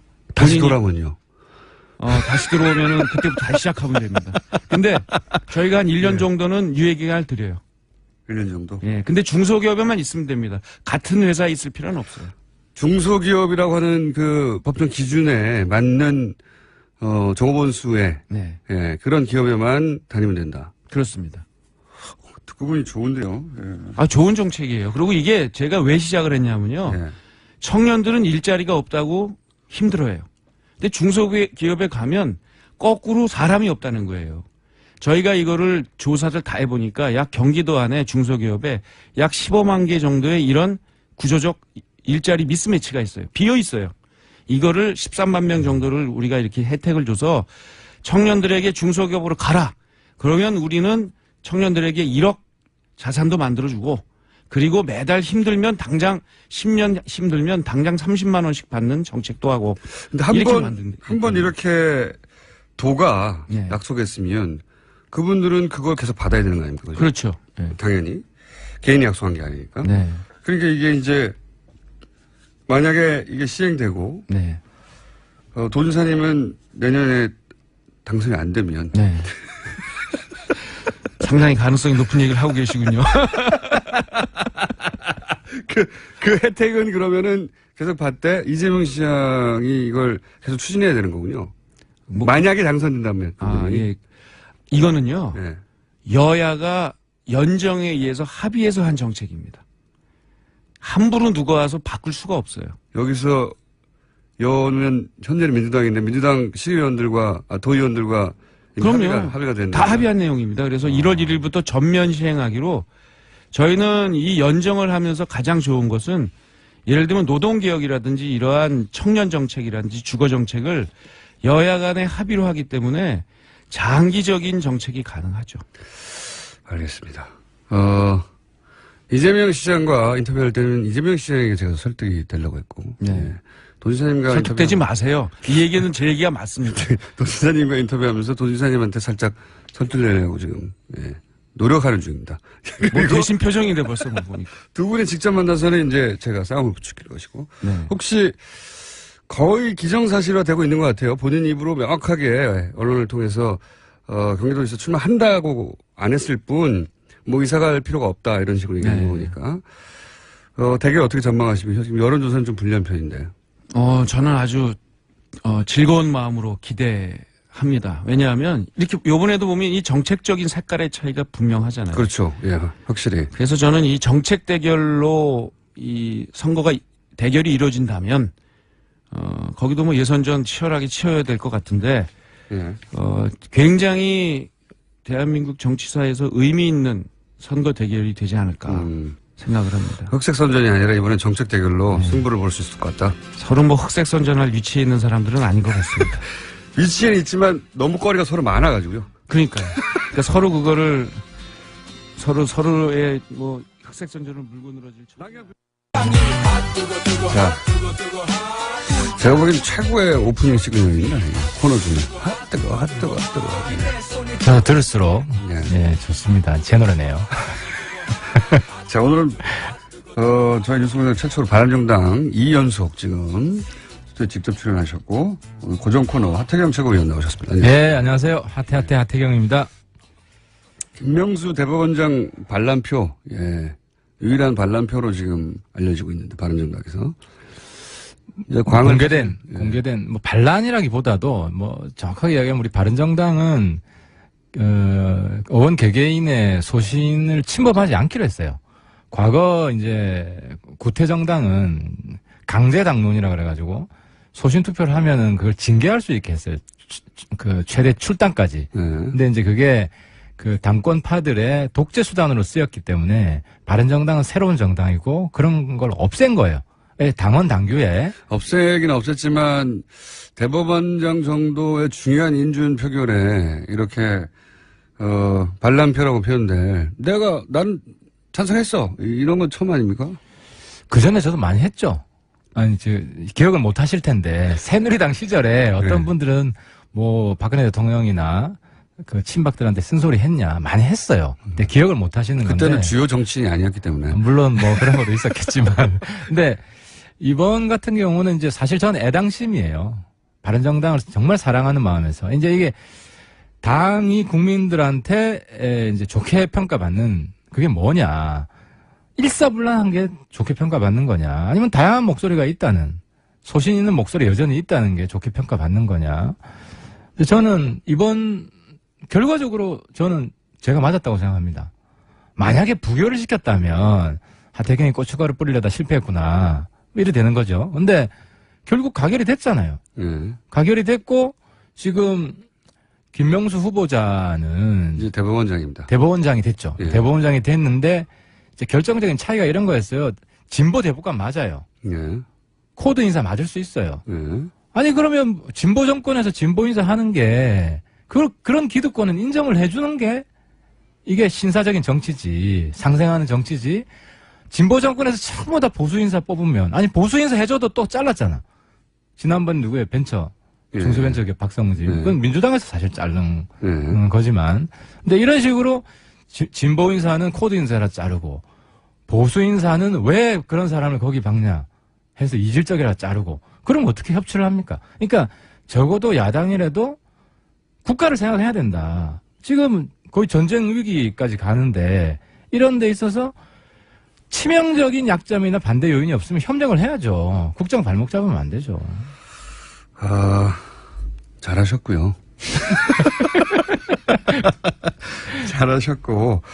그리고, 주호영 원내대표는 거기에 대해서 이제 뭐, 여러 가지 타박을 하시긴 하시더라고요. 당연히 그렇겠죠. 본인이 화가 나죠. 이제 원내대표로 자기가 책임이 있는데. 당론을 정했는데, 근데 이제 본인 입장에 따라 봐주길 바랬고. 근데 뭐, 주호영 대표 잘 알아요. 제 정치적 기질이나 소신으로 뭐 확실히 서면, 잘 안 따른다는 것도 알고 계시고. 저는 또, 하태경은 그렇다. 물론 타협할 때 합니다. 타협할 때 하지만은 이번 건은 제가 계속 강조해서 말씀드렸어요. 제가 반대할 결정적 몽구를 못 찾겠다. 주 대표 이야기하는 것도 진짜 계속 살펴봤어요. 그래서 주 대표는 뭐 약간 뭐 갈등이 있었는데 뭐 그 다음 날 뭐 쿨하게 풀었습니다. 알겠습니다. 여기까지는 광을 잘 파신 거고요. 그리고 또 한 가지 이제 김명수 대법원장 인준 표결 가지고 얘기가 항상 나오는 게 좀 지나긴 했지만 그 이후로 처음 나오신 거니까. 그럼 반면에 안철수 대표는 왜 끝까지 입장 표명을 안 했느냐. 당론을 정하는 것까지는 안 가더라도 당시 국민의당 내부에서 약 한 뭐 7대3 정도 지금 표결 결과를 보면 이미 이제 표결해서 인준으로 넘어간 것 같은데 그래서 아마 박지원 원내대표, 전 대표가 전날 자, 입장 표명하자라고 얘기했고 그 자리에서는 그러자라고 했던 걸로 제가 전해 들었는데 그 다음날 또 바뀌었어요. 왜 끝까지 안 했을까요? 그러니까 우리 공장장님 표현대로 예. 광팔 찬스에 피박 쓴 거지. 독박 쓴 거죠. 그러니까 이제 왜 그랬을까요? 예. 안 대표가 이제 전체 정치판을 잃는 시야가 아직 좀 부족한 것 같고요. 아직은. 예, 그리고 대통령과 경쟁의식이 여전히 좀 있는 것 같아요. 그래서. 경쟁의식이 많이 있는 것 같습니다. 예. 그게 좀, 이게 어떻게 보면 뭐 공적 감정보다 사적 감정이에요. 예, 옛날에 이제 후보로서. 그리고 그 이전에 같이 함께 당을 했을 때 갈등 관계. 그래서 여전히 좀 뒤끝이 있는 것 같고. 근데 물론 이제 저보다, 정치력을 더 발휘해야 되는 분이기 때문에, 저도 정치 길게 하지 않았지만, 저도 뭐 주호영 대표랑 저런 상황에서는 뭐 당 같이 못할 사람이다. 그럼 개인적으로 기분이 나쁘죠. 좋지 않지 않습니까? 하지만 이런 거 쿨하게 풀어야 돼요. 사적 감정을 다 털어내고 찌꺼기를 남겨두려고 노력을 하면 안 돼요. 그래서 안 대표한테 좀 대의를 보고 크게 보고 그리고 지금 같은 경우는 정치적으로 자기가 부각될 수 있는 절호의 찬스거든요. 굉장한 찬스였죠, 그렇죠. 사실. 근데 저 같았으면 그랬겠어요. 나는 찬성이다. 하지만 우리도 뭐 과거 정당처럼 당론을 강조하지는 않겠다. 제 의견을 참고해서 자율투표해라. 올해 그 안철수 대표에게 온 최고의 찬스였던 것 같은데 정치적으로는. 그렇죠. 이번 정부 출범이면 최고의 찬스였던 것 같은데 거의 다 된 밥상이었는데 왜 그랬는지. 그리고 또 그게 작용해요. 이제 김성식 의원은 김명수 후보 대법원장 개인적으로 알잖아요. 이게 크게 작용하거든요. 실제로 한국당에도 찬성표 있었어요. 한국당에 있었을 것이다. 있었어요. 제가 뭐 사실상 확인을 했는데. 아, 그래요? 예, 누군지 밝힐 수는 몇 없지만. 명 정도나 됩니까? 뭐, 1명 이상. 딱 한 명. 예. 근데 이제 안철수 대표도 만약 김명수 부장 개인적으로 알고 저 사람 괜찮은 사람이다. 동아일보 칼럼에도 괜찮은 사람이다는 글이 나왔어요. 저도 그 영향도 많이 받고 인사했을 때는 전 주변 사람들한테 물어봐요. 저 사람 어떤 사람이냐. 그게 굉장히 가장 좋은 평가의 잣대가 됩니다. 사실 사람이 하는 거니까요. 그렇습니다. 예. 그래서 뭐 대체로 인간적으로 좋은 평이 나오고 근데 안 대표가 동문회 별로 안 친하다 그러더라고. 동문회 잘 안 나가고. 그래서 동문회나 좀 물어보면 금방 크로스 체크가 될 텐데 그런 점이 조금 아쉬워요. 안 대표 지금 행보는 사실 좀 전국을 돌면서 여러 가지 유세에 가까운 행보를 펼치시는데 올해 12월에 대선이 없다는 걸 좀 주변에서 알려드려야 될 것 같아요. 대선은 올해 이미 끝났다. 그 중요한 이야기입니다. 내년 지방선거는 당의 지지율을 올려야 됩니다. 지금 본인은 지금 주가가 많이 하락했어요. 그러기 위해서는 좀 쿨한 정치 모습을 보여줘야 되고 끌어안는 정치를 해야 됩니다. 찬스였는데 국민의당 얘기를 조금 길게 했던 이유는 국민의당하고 지금 국민통합포럼인가요? 예, 국민통합포럼 시작했습니다. 이름 좀 바꾸세요. 맨날 통합포럼, 통합 어쩌고 이거밖에. 그래서 이게 언제적 있었던 것 같은데 이런 데자뷰가 자꾸 느껴져요. 그죠? 아, 비슷하네요. 예. 근데 익숙한 게 또 좋은 장점도 있습니다. 국민 합치기라든가. 국민도 너무 식상해요. 시민 합치기라든가. 1+1. 1+1. 오늘 좀 되시네요. 오늘 멘트가. 그거 하지 않습니까? 그 가능성 있습니까? 지금은 신뢰 구축 단계예요. 이게 왜 이게 중요하냐면은 우리 대선 때 제가 해봤다 그랬잖아요. 근데 신뢰가 안 생기는 거예요. 자꾸 이 말 했다가 저 말 했다가. 서로 계산이 따로 있으니까요. 그때는. 그러니까 이게 한 번 이야기한 거는 실현이 되고 이러면서 신뢰가 쌓이는 건데 그래서 제 이야기 핵심은 그거예요. 신뢰가 형성되는 과정이 전제되지 않으면 뒤에는 아무것도 없다. 그리고 지금 단계는 뭐 한두 달 정도는 우리가 법안도 공동 발의하고 또 같이 추진을 하고 통과시키고 이런 신뢰 조성이 그래서 1단계다. 정책을 가지고 연대할 포인트를 찾자. 정책뿐만 아니라 뭐 다른 정치적인 것도 우리가 어디 뭐 같이 갈 수도 있고. 뭐 어디를 가시려고요? 뭐 다양한 뭐 안보시기니까 군부대를 같이 방문할 수도 있고. 같이. 뭐 그런 거를 좀 해서 우리가 거의 뭐 같은 동지들이구나. 이런 신뢰관계가 쌓이면 뭐든지 이야기가 가능하죠. 정치인들은 근데 그렇게 같이 가도 또 싸울 때가 되고 자기 이익이 결부되면 또 확 돌아서지 않습니까? 정치인들은 물론 치명 결정적 이익이 있으면 그렇죠. 그런데 국민의당이랑 바른정당은 지금 두 당, 양극단의 두 당의 적대적 동침을 막아야 되는 똑같은 이해관계가 있고요. 그러면 바른정당 내에서 소위 자강으로 분류되는 무슨 소리냐. 보수정당, 구태 보수정당으로 되돌아갈 수는 없다라고 하는 자강파 의원들과 국민의당에서도 또 보면 크게 나누면, 호남 계열과 안철수 계열, 뭐 이렇게 크게 여러 가지를 다르게 분류할 수도 있지만 나누자면 지금 호남 지역 의원들보다는 안철수계 의원에 가까운 분들이 이 포럼에 함께 하는 겁니까? 꼭 그렇지 않습니다. 꼭 그렇진 않아요? 국민의당 분들이 한 14분, 네. 우리가 한 10분? 네. 10분 정도 되는데, 황주홍 의원이나, 네. 안철수 대표한테 막 뭐라 했던, 네. 그리고 안철수 대표한테 정말 험한 말 했던 그 이상돈. 지금 다 들어와 있습니다. 네. 다 들어와 있어가지고, 뭐 꼭 친한 계열은. 비호남계라고도 구분할 수 없고, 친한계라고도 딱 구분할 수는 없네요. 예. 예, 그렇진 않습니다. 소위 중도. 예, 중도 성향입니다. 중도 통합이 필요하다고. 그렇습니다. 표현하는 분들. 중도 혁신 통합. 뭐 이런. 좋은 거 다 붙여. 근데 확실히 정치는 너무 중도 혁신 발랄 통합 이런 걸로 중간중간에 뭔가 신선한 걸 좀 넣어주세요. 너무 식상해요. 바른정당 내에서는 자강파가 맞죠? 바른정당 내에서는 대체로. 자강파와 실용파? 실용파. 이게 이제 실용파는 뭐냐면요. 네. 지역구마다 좀 달라요. 어떤 지역은 그러니까 내년 선거에 사당 체제로는 어렵다. 현실 정치인이라면 누구나 네. 그렇게 생각할 수 있잖아요. 그렇죠. 뭐 구청장도 어렵고 적어도 3명이 경쟁을 해야 되는데 네. 이 3명 경쟁 중에 한국당이랑 손잡는 게 유리하냐, 국민의당 손잡는 게 유리하냐, 개별 의원들로 보면 다 달라요. 그 지역마다 다르겠죠. 예, 예를 들어 TK 한국당이 손잡는 게 유리하죠. 그리고 경기도에도 TK보다 더한 지역이 있어요. 저기 휴전선 가까운 이런 데는. 네. 근데 서울 여기는 한국당을 손잡으면 불리해요. 네. 그래서 이제 이런 의원들의 이해가 지역구적 이해관계가 있고 또 의원들 개개인의 또 소신이 있어요. 성향. 예. 이제 약간 우파보다 중도에 가까운 분들이 있고 이게 막 섞여가지고 그래서 근데 결과적으로 3파전이 됐으면 좋겠다. 누구든지 모르지만 좀 잘 연대를 했으면 좋겠다. 이런 분들이 사실 다수예요. 실용.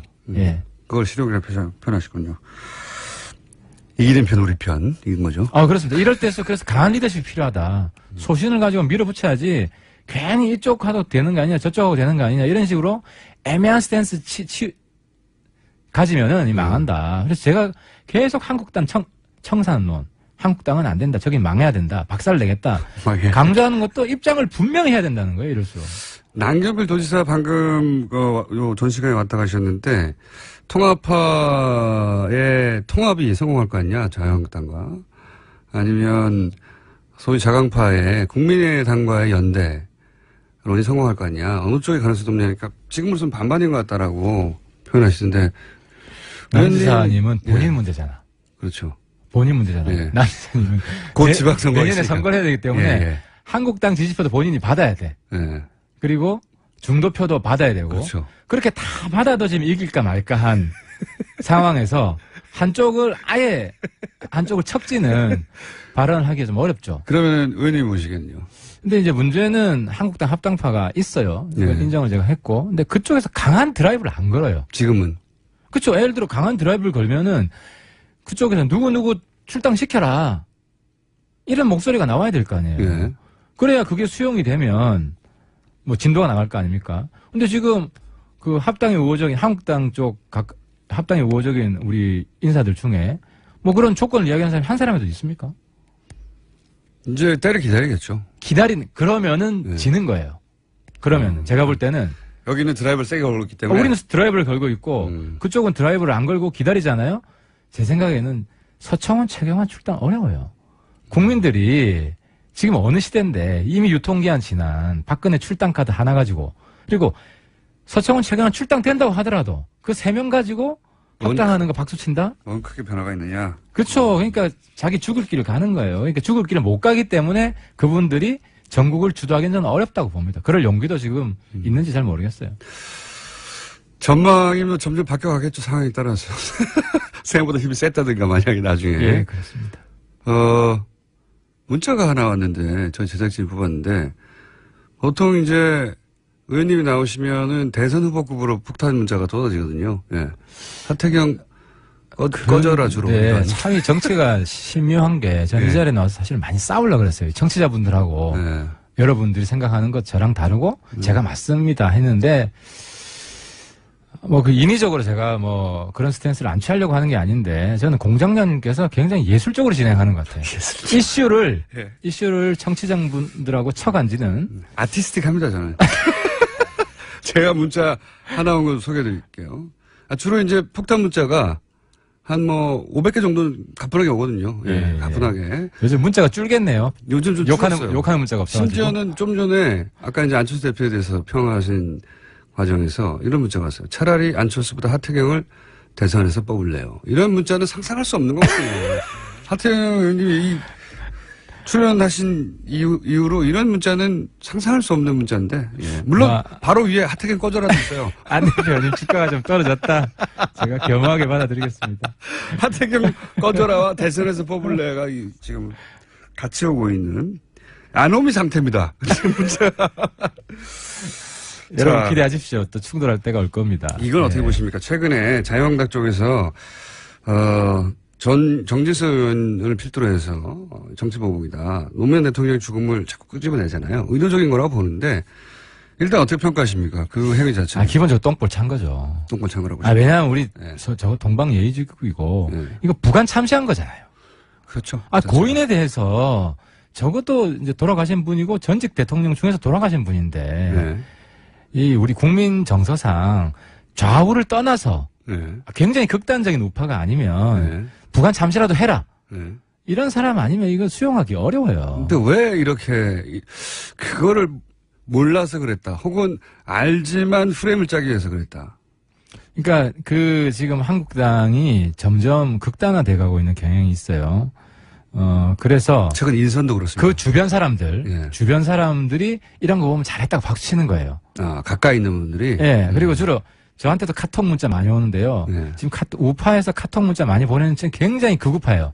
예를 들어 이번에 디지털위원회 친박 이런 분들이 또 들어갔잖아요. 디지털위원회는 친박 중에서도 골수 친박이라고 할 수 있는 그렇죠. 아스팔트에 쓰던 분이죠. 그러니까 홍준표 대표도 지금 혼쭐을 놓고 있는 게 왼손으로 친박 창산 이야기하면서 오른손으로 친박 영입하는 거예요.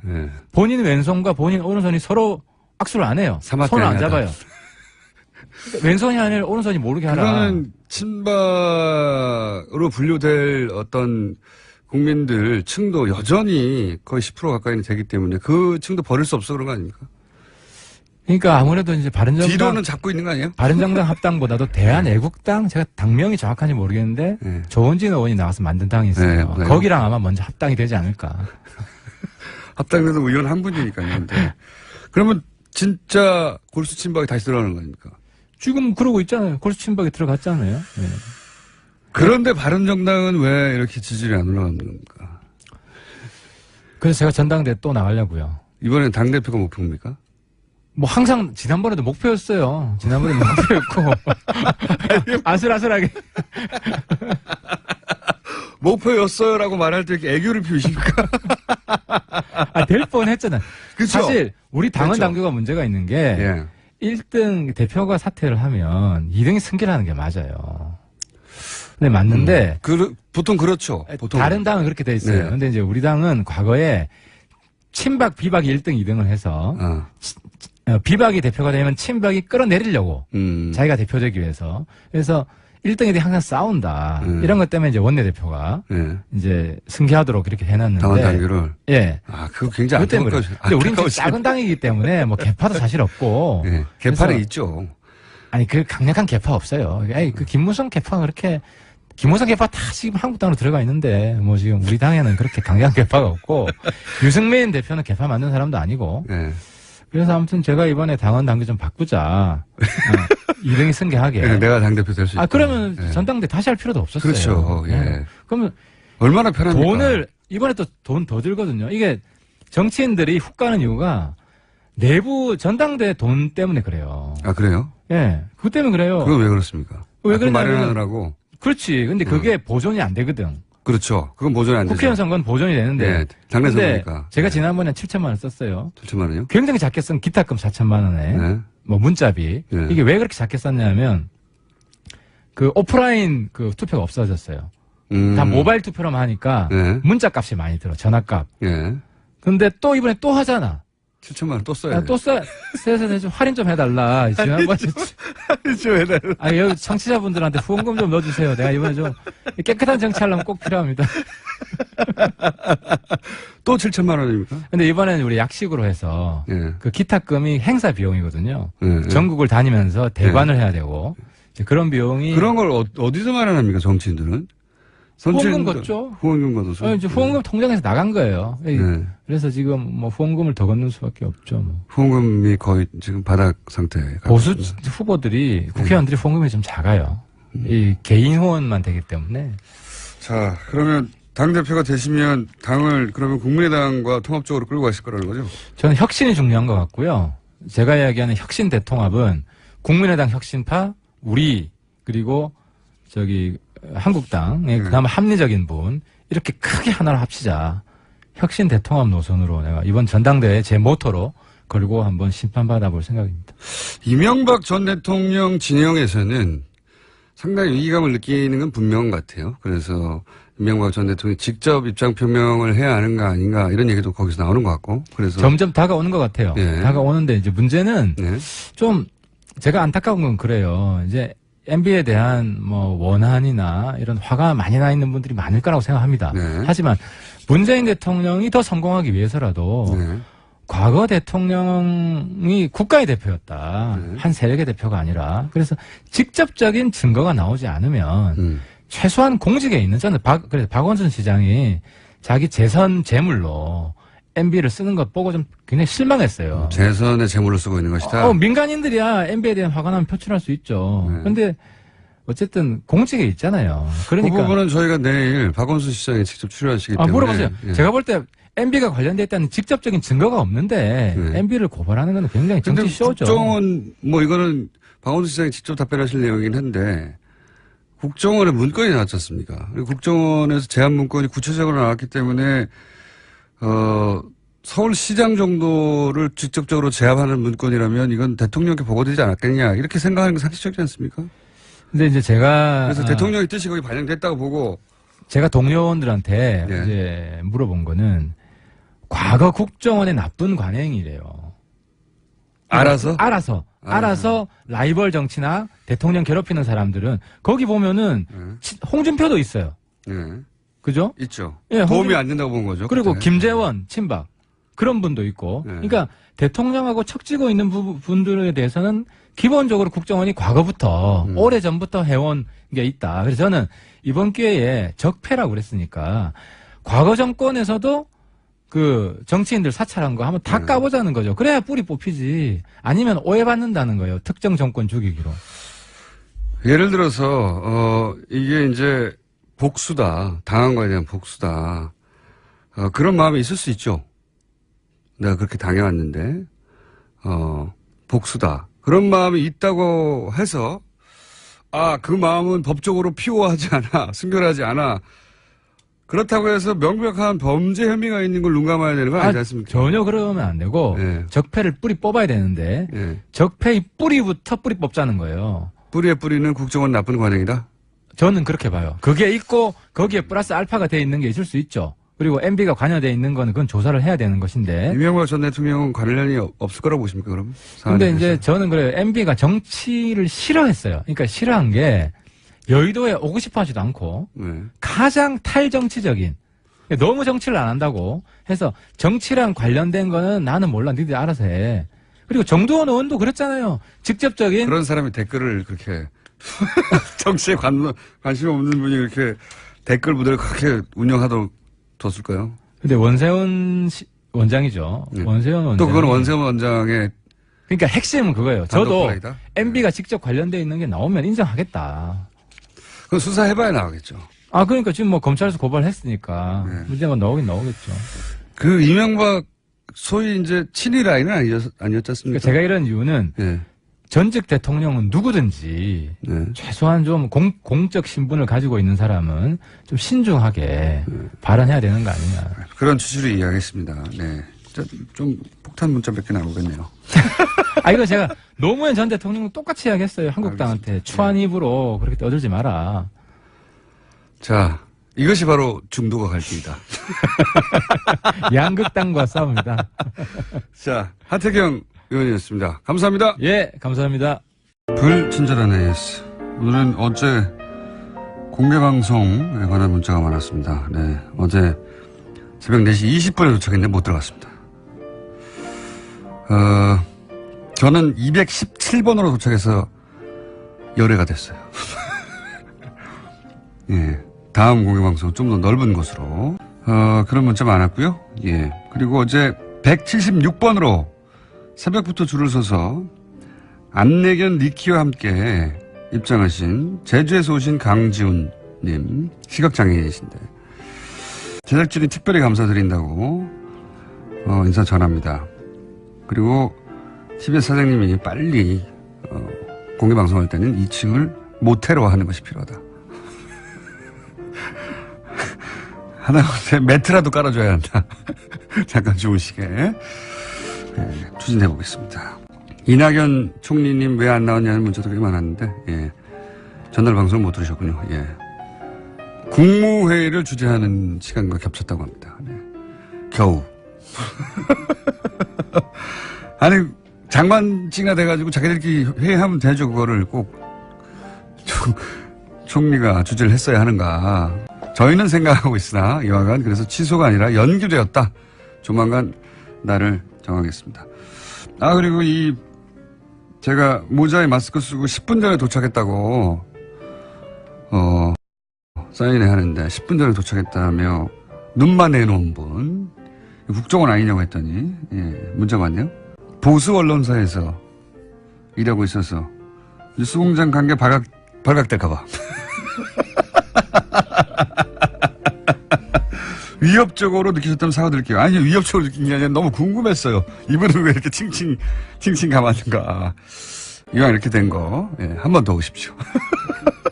카메라 없을 때 문자를 주시고 한 번 더 오시면, 예, 얼굴을 노출한 채 사진 한번 찍자고요. 누군지도 모르게 사진 찍은 뭐예요. 예, 자, 오늘은 여기까지 하겠습니다. 자, 과학 팟캐스트라고 하는 분야를 사실상 열었다고 말할 수 있는 분입니다. 예. 원종우 씨 나오셨습니다. 네, 안녕하세요. 네. 이분이 말이죠. 우리나라의 원조 인디밴드예요. 예, 제가 잠깐 얘기하는데 원조 인디밴드고 기타로 영국 유학을 갔다 온 굉장히 극소수의 인물 중에 그렇습니다. 한 분이고 게다가 기타를 직접 제작해서 판매하는 일도 관여하셨습니다. 잠깐 했습니다. 예, 해외 기타를 파는. 그리고 이제 각종 글, 예, 잡다한 글로 먹고 살고 또 방송국에 또 그 대형 다큐 네. 같은 기획도 하다가 다 시원찮았어요. 공장장님이 운영하는 회사에서 일을 하고 글 썼는데 그걸 잡다한 글이라고 하시고 그럼 다 시원찮았다고 하시면 그게 네, 다 시원찮았고 드디어 자기 자리를 찾았어요. 드디어 이 과학 분야에서 전공도 아닌데 네. 자신의 입지를 굳혔습니다. 독자적인. 예. 축하드리고. 저 공개방송 왜 안 나왔는지 묻는 사람 없었나요? 단 한 사람도 없었습니다. 그렇군요. 나온 사람들로 다 만족했기 때문에. 제가 원래 나오는 거였는데 제가 귀찮아서 안 나왔습니다. 아침에 일어나기 싫어서. 처음 듣는 이야기고요. 네. 자, 초대는 받았었어요, 사실. 네. 그거는 대부분 일단 초대를 해놓고 답을 온다고 받아놓은 다음에. 그렇군요. 예. 그다음에 저희가 골라서 자르려고 한 거예요. 알겠습니다. 자. 네, 오늘 얘기는 30년 넘은 사회생활 동안 자신의 입지를 찾지 못하다가. 네, 오늘 얘기하겠습니다. 오늘 얘기는 중국의 과학 굴기. 중국의 과학 예, 굴기. 이게 우리나라가 중국이나 일본의 과학 성과 이런 걸 참 몰라요. 그 의도적으로 폄하하는 것도 있고요. 있습니다. 예, 네. 실제. 그리고 중국에 대해서는 아마 일제 시대에 심어진 인식이기도 해요. 그렇죠. 그 전에는 사실 대국이라고 네. 예, 거의 1000년 이상 섬기다시피 하다가 일본이 들어오면서 그 중국을 3등 국민으로 만드는 의식 개족 네. 같은 거를 일본이 의도적으로 합니다. 네. 예. 그러면서 우리 인식 배경에 중국은 우리보다 게다가 또 사회주의 국가, 공산주의 국가가 되면서 우리보다 못 살고 뒤처지고 이런 인식이 최근 수십 년간 있어 왔죠. 네, 있어 왔죠. 그리고 일본 같은 경우에는 우리 언론에서 네. 과학 얘기 같은 거 잘 안 써주기도 하고. 그렇죠. 그게 굉장히 심한데. 노벨상도 여러 개 받았습니다. 일본에서는. 과학만 20개 넘게 네, 받았죠. 기초과학으로. 네. 예. 그래서 그 얘기를 좀 드릴까 하는데 아직도 이제 중국 과학하면 뭐 짝퉁 전자제품 혹은 잘해야 스마트폰 조립하는 공장이 있다. 이렇게 생각하시는 분들이 많거든요. 그 정도 수준에서. 그렇죠. 네. 근데 지금 지난 한 10여 년 동안 너무나 굉장한 속도로 기초과학 분야가 발전이 돼서 그 과학 굴기라는 말도 이제 제가 만든 게 아니고 이쪽에서 쓴 말이에요, 중국에서. 중국이 굴기라고 표현하는 분야가 많습니다. 많습니다. 예. 굴기라는 건 무슨 뭐 산처럼 일어난다 뭐 이런 식의 의미인데. 이제 중국이 과거, 가장 서양보다 훨씬 앞선 문명을 우리가 자랑했고. 네. 이제는 다시 그때로 돌아가야 된다. 뭐 이런 거거든요. 그렇죠. 거의 뭐 강박에 가까운 네. 그런 생각이 있는데. 작년에 그래서 시진핑 주석이 이제 과학 굴기를 천명을 하면서 2049년이 중국이 이제 중화인민공화국이 생겨난 해잖아요. 100년 되는 해거든요. 그래서 2049년까지 과학 최고 수준의 국가를 만들겠다라고 선언을 했어요, 작년에. 49년까지. 근데 아직 많이 남았네요. 그 점이 재밌는 건데 무슨 뭐 10년 후 이런 게 아니고 뭐 2030년 이런 게 아니고 한 30년 가까이 시간을 잡고 이거를 진행하고 있다는 게 오히려 조금 눈여겨봐야 될 부분이라고 생각이 돼요. 중국은 이런 거 잘합니다. 그러니까요. 네. 시야가 넓고 멀고. 땅덩어리가 넓어서 그런지. 그러니까요. 네. 그리고 중국의 이점은 화교가 없는 나라가 없어요. 네. 그리고 들어간 나라에서는 대부분 굉장히 경제권을 가지고 있습니다. 그렇죠. 네. 그래서 그런 화교 네트워크를 전 세계적으로 연결하기 시작하면 막강한 힘을 발휘할 거라고 가장 두려워하는 게 미국이에요. 미국이 실제로 두려워하고 있고 미국을 따라잡고 있는 상황인데 지금 그리고 말씀하신 화교 네트워크라는 것이 이제 미국이나 유럽에서 공부하고 연구하고 있던 학자들을 이제 중국으로 다시 이제 불러들이고 있거든요. 굉장히 좋은 대우를 주고. 그리고 그 지역의 상권들, 예, 그렇죠. 알짜 상권들을 화교들이 많이 주고 있어요, 사실은. 그러니까 그런 것들이 이제 여러 가지 조건에서 연결되고 있고 진짜로 연결된 경우에는 엄청난 힘을 발휘할 텐데. 그래서 이제 중국 정부가 소위 이제 연구 개발 투자 그 R&D 예산이라는 게 있잖아요. 한 가지만 더 얘기하면 네. 그 트럼프 대통령의 수석 전략가였다고 최근에 잘린 배넌이 그런 얘기를 했었어요. 북한은 양념일 뿐, 이 북핵 위기 양념일 뿐 실제로는 중국을 지금 눌러놓지 않으면 이제 소위 미국이 아니라 중국의 시대가 열릴 것이다 하는 인식이 트럼프 행정부 내에 있고. 그게 이제 북핵 위기를 더 부풀리는데 영향을 끼친다 뭐 이런 얘기도 있습니다. 여하간 중국이 굉장한 속도로 지금. 네. 일단 중국이 어느 정도 돈을 쓰고 있느냐 여기에 이 연구 개발 투자에 지금이 GDP의 2.1%인데 2020년에는 2.5%로 확대하겠다고 밝혔어요. 근데 이게 이제 퍼센트로 보면 별거 아닌 것 같지만 이게 지금 중국이거든요. 우리나라가 사실 퍼센트로 따지면 세계 최고 수준이에요. 그러니까 R&D 예산이 이제 전체 예산에 차지하는 4%가 넘고 올해도 이제 19조 투자를 하는데 이게 이제 4% 5% 돼요. 그 우리나라 전체 예산이 올해 400조이기 때문에. 근데 중국은 경제 규모가 원체 크니까 금액으로만 따져도 2015년 기준으로 이 연구 개발 투자비만 465조 원이라 우리나라 전체 예산보다 큽니다. 저는 중국하면 생각나는 게 창어 몇 톤인지 기억 안 나는데 창어. 네. 달 착륙을 했어요. 달 착륙했죠. 5년 전에 무려. 우리가 이제 독자적인 인공위성 발사체 기술이 없잖아요. 아직 없죠. 없는 거는 우리 기술력이 거기 못 도달해서가 아니라 미국이 못하게 하는 거거든요. 예, 로켓 때문에 로켓 기술하고 연결되니까. 그렇죠. 이제 ICBM 기술하고 같은 거니까. 네, 못하게 해서 여전히 인공위성을 독자적으로 못 쌓아 올리는데 중국은 달 착륙을 했어요. 네, 무인이긴 하지만 했습니다. 네. 달 착륙을 했고 우주정거장도 지금 쏘아 올렸죠. 텐궁이라고 네. 올라가 있죠. 올라가 있고. 이런 거 우리가 잘 모르거든요. 이거 잘 보도 크게 안 하거든요. 네. 네. 그래서 이렇게 많은 돈을 쓰면서 이제 어느 수준에 올라 있느냐를 우리가 좀 봐야 되는데 일단 과학기술계에서는 그 논문 영향력이라는 게 굉장히 중요한 지표거든요. 네. 얼마나 참조되느냐. 그렇죠. 예. 그러니까 일본의 문부 과학성이 주요 8개 분야 과학 관련된 분야를 분석한 결과 미국과 중국이 4개 분야씩 수위를 차지한 거예요. 미국과 중국이. 네. 그러니까 이 논문 영향력 분야에서는 미국하고 동등한 상황에 이미 도달을 했다. 예전에 이런 얘기 했었어요. 일본을 전 세계에서 유일하게 무시하는 나라가 한국이다. 이런 얘기가 있었는데 제가 보기에는 최근 조금 바꿔서 전 세계에서 중국을 가장 낮게 보는 나라 중에 하나가 우리나라인 것 같아요. 예. 그러니까 이제 그런 관념을 가지다 보면 우리가 이 속에서 계속 뒤처질 수밖에 없다는 게 지금 문제가 되는 건데, 그리고 아까 이제 로켓 얘기하셨지만 중국은 우리 이제 나로를 몇 년 전에 발사를 했잖아요. 네. 근데 중국은 이미 1999년에 그 선저우 1호를 발사했고요. 예. 자체 기술로. 예, 자체 기술로. 네. 2001년, 2002년 뭐 2호, 3호, 4호, 2003년에도 쐈고 2008년에는 선저우 7호가 나가서 우주인들이 우주 유영됐습니다. 밖에서. 네. 그리고 2011년에는 선저우 8호가 나가서 이제 방금 말씀하신 우주정거장 텐궁 1호하고 도킹도 했고. 그러니까 이런 과정들이 다 있는데 독자 기술로. 독자 기술로 예. 일단 여기는 ICBM 기술이 있으니까 발사체 기술이 있는 거거든요. 그리고 아무튼 중국은 우주 정거장과 유인 우주선을 보유하고 그걸 아주 적극적으로 활용하고 있는 나라인 거죠. 우주 실험실이라고 자기들은 부른다고 하더라고요. 그렇죠. 예. 나 이렇게 많이 알지? 그러게요. 예. 우주 관련 관심 많아요. 그래비티 영화에도 보면 그 텐궁 1호를 향해서 네, 이제 네. 가는 네. 살려고 그 장면이 사실 나오는데 근데 보면서도 우리가 많이 놓쳤죠.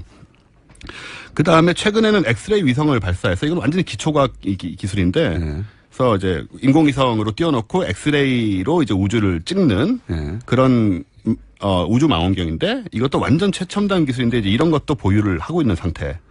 그러니까 지금 문재인 정부가 얼마나 어려움을 처해 있습니까? 이렇게 막 뻗어가는 중국하고 그다음에 그 트럼프의 미국하고 사이에서 북핵 때문에 그러니까요. 정말 곤궁에 처해 있어요. 제가 보기에는 옵션이 너무 없다. 옵션이 없다고 보이네요. 저도. 네. 네. 이런 얘기 하다가 또 갑자기 생각나네요. 네. 그러니까 중국 사드 때문에 중국하고 이렇게 우리가 이제 갈등을 일으키고 하는 게 장기적으로 보면 물론 우리 뜻대로 의사결정을 해야 되지만 모든 사안들을 이게 장기적으로 큰 걸림돌이 될 수도 있다 이런 생각도 듭니다. 저는 중국과 관계에서. 어쨌든 그러니까 우린 뭐 하냐 이런 얘기 하시려고 그런 거 아니에요. 그죠? 예, 그것도 그건데 어쨌든 일단 현황을 좀 아는 게 중요하다는 게 얘네들은 이제 세계에서 다 제일 큰 걸 만드는 거예요. 입자기 만든다는 얘기도 있었던 것 같아요. 그죠? 예, 중국에서? 입자 가속기를 네. 2020년에 가속기. 이제 만드는데 이게 스위스의 지금 LHC라고 세계에서 가장 큰 게 네. 이게 지름이 27km거든요. 네. 이것의 2배짜리를 건설을 한다. 땅이 크니까. 땅이 크니까 이거 뭐 이 정도 땅이야 뭐 아무데나 있는 거죠, 거기야. 조금 큰 게 아니라 예, 2배. 한 50km 정도 될 것 같아요. 거기 전 세계 소위 이제 물리학자들을 내놓으라는 사람들 거기 가서 있는데 이제는 그렇죠. 중국으로 오겠네요. 일로 오겠죠. 더 좋은 장비가 있는 거니까. 네. 그러니까 2배. 네, 2배. 그러니까 입자 가속기가 크다는 말은 에너지를 높일 수 있기 때문에 그러니까 우주 과학적으로 말하자면은 빅뱅 순간에 점점 더 가까워질 수 있다는 이런 건데 우주의 탄생 원리를 연구한다는 뭐 이런 그렇죠. 얘기하죠. 그런 네. 쪽으로 정말 기초과학이죠. 이런 걸 이제 건설하고 있고 이거는 우리나라에서 건설하자 그러면 야 그거 우주 탄생 비밀 알아서 뭐 하려고 그래 이렇게. 예, 그렇습니다. 일단 돈이 안 되기 때문에 네. 돈을 많이 쓰는 거죠. 돈이 안 되는 그래서 우리 기초과학 하는 분들이 이 기초과학이 점점점 고도화돼서 결국은 어떻게 상업화될 수 있다 이 얘기를 하지 않으면 프로젝트를 딸 수 없다고요. 그 전체 그림이 다 있어야 돼요. 상업화까지. 그것까지 어떻게 과학자들이 고민하면서 연구를 합니까? 그걸 요구하니까 자꾸 돈 되냐 안 되냐. 그게 이제 우리하고 이쪽하고 지금 굉장히 벌어질 수밖에 없는 부분 중에 하나인데 게다가 이제 전파망원경도 지름 500m짜리를 얼마 전에 만들어서 이것도 세계 최대입니다. 500이요? 예, 원래 330m짜리였는데 가장 큰 게 그걸 이제 305m짜리죠. 그거 이제 2배 크기를 이미 작동하고 있고 손이 커요 정말. 예, 굉장히 큽니다. 근데 이제 말씀하신 것처럼 국가 차원에서 과학기술 이런 기초과학에 특히 투자해야 되는 이유는 이게 돈이 많이 들고 돈이 안 되기 때문이거든요. 그렇죠. 그럴수록 정부에서 해야 되는 건데 중국은 이제 지금 또 뭘 만들었냐면 미래과학상이라는 걸 만들었어요. 미래과학상이요? 예. 어워드? 이건, 예, 어워드죠. 이거는 민간단체가 미래폼이라는 민간단체가 하는 건데 뭐 바이두 회장이니 뭐 레노버 회장 이런 분들이 예, 만든 건데. IT 기업들. 예, 예. 상금이 노벨상하고 같은 100만 달러라서 이게 권위가 불과 2, 3년 만에 확 생겨버렸습니다. 100만 달러. 우리나라에도 한국과학상이 있거든요. 예. 원래 상금이 5천만 원이었는데요. 2014년부터 3천만 원으로 줄었습니다. 그러니까 저쪽은 11억이고 우리는 3천만 원이거든요. 이게 전 세계를 대상으로 하는 겁니까? 중국의 그 중국에서 연구하는 사람을 대상으로 합니다. 국적은 상관이 없어요. 국적은 상관이 없고 네. 그러니까 중국에 와서 그렇죠. 연구 인력들을 유치하려고 하는 노력 중 하나군요. 중국인도 주지만 이제 오면 너희들도 주겠다는 거니까 이게 또 굉장히 그런 부분의 어떤 묘한 그 유인책이기도 한 거죠. 과학계의 노벨상으로 여기게 만들겠다는 거네요. 네. 그렇죠. 중국에서 이제 같은 금액이란 것도 이제 의미를 두는 거죠. 100만이요? 100만 달러. 우리 101만 달러짜리 하나 만들어가지고. 일단은 3천만 원 문제부터 어떻게 좀 해결을 좀 하는 게 좀 필요할 것 같고. 그래서 이제 이런 얘기 하다 보면 또 이 얘기를 할 수밖에 없는데 지금 우리나라 1년 R&D 전체 예산이 19조밖에 안 되거든요. 어디 정부에 들어가시려고 그래요? 지금 오늘. 그런가요? 네. 저는 원래 이런 얘기 많이 하는데. 픽업 당하셨습니까? 아닙니다. 전 전혀 그런 욕심이 저도 없는 그런 사람. 생각이 픽업 할 리가 없는데. 그러니까요. 저를 왜 픽업하겠습니까? 연락 온 적이 한 번도 없어요. 지난 대선에도 뭐 주변에 연락 다 받았는데 연락 받은 적이 한 번도 없어요, 저는.